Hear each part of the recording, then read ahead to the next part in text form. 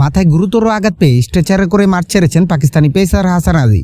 সিলেট আন্তর্জাতিক ক্রিকেট স্টেডিয়ামে ম্যাচটির প্রথম ঘন্টার খেলা চলাকালীন এই অনাকাঙ্ক্ষিত ঘটনাটি ঘটে। বাংলাদেশ ইনিংসের অষ্টম ওভারে পঞ্চম বলটি করছিলেন হাসান আলী। স্ট্রাইকে থাকা বাংলাদেশ ওপেনার তানজিদ হাসান তামিমের ব্যাটের কানায় লেগে বলটি পিচের ওপর বাউন্স করে শূন্য ভেসে ওঠে।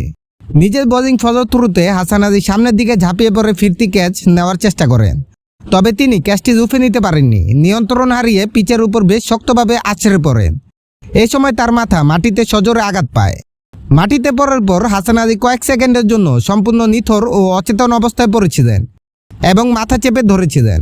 পরিস্থিতি বেগতিক দেখে পাকিস্তানের ফিজিও এবং মেডিকেল টিম দ্রুত মাঠে প্রবেশ করে তাকে প্রাথমিক চিকিৎসা দেয়। উঠে দাঁড়ানোর পর তাকে বেশ কিছুটা অস্বাভাবিক ও মাথা ঘুরানো অবস্থায় দেখা যায়। ঝুঁকি না নিয়ে দ্রুত স্ট্রেচারে ডেকে তাকে মাঠের বাইরে নিয়ে যাওয়া হয়। তার ওভারের বাকি থাকা শেষ বলটি সম্পন্ন করেন সালমান আলী আগা।